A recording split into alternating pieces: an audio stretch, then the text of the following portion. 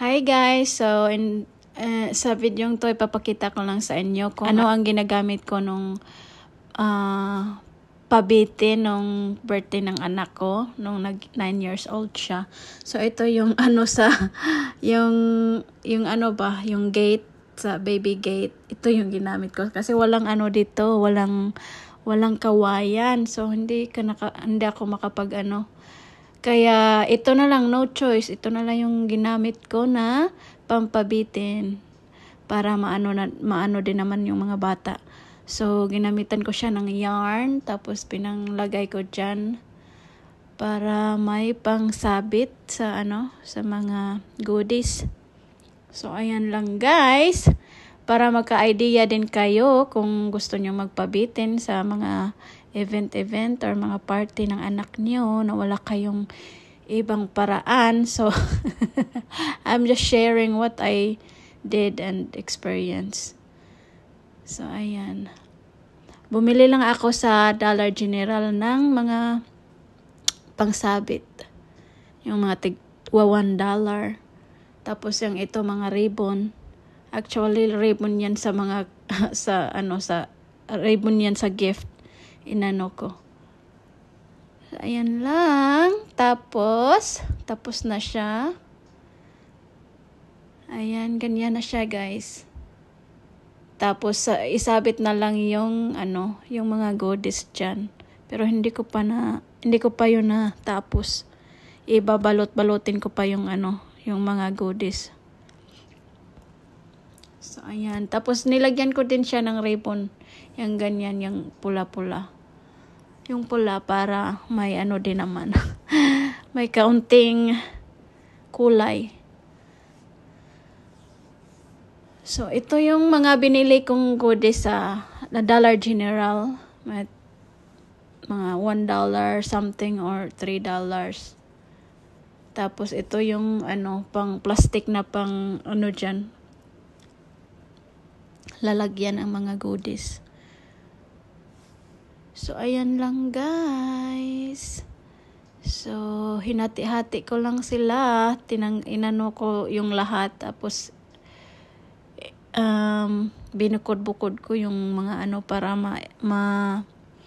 maano ko sa isang plastic. Mailagay ko. Ayan. So, ganyan lang guys ginawa ko. Para-paraan lang talaga.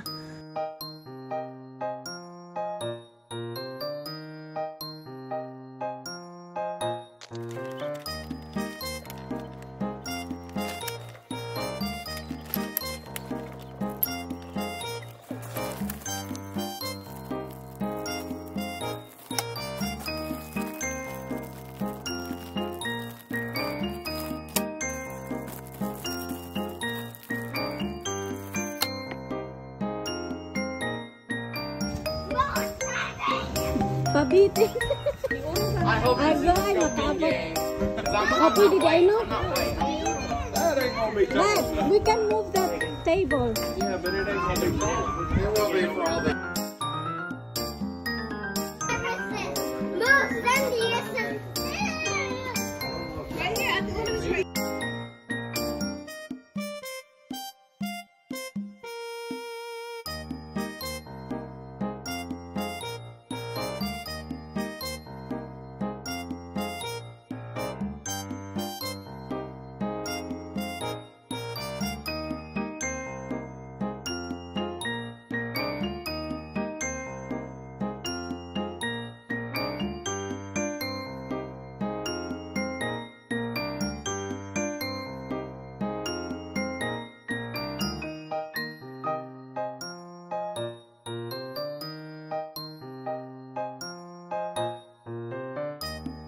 Good job!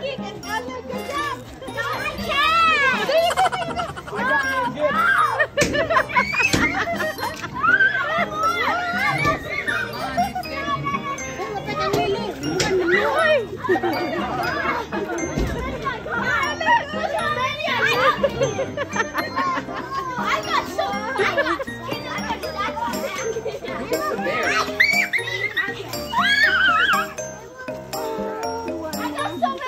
So, yan Yun lang guys, nag-enjoy din naman yung mga bata kahit papano.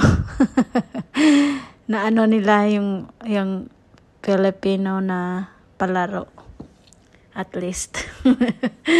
Yung pabitin.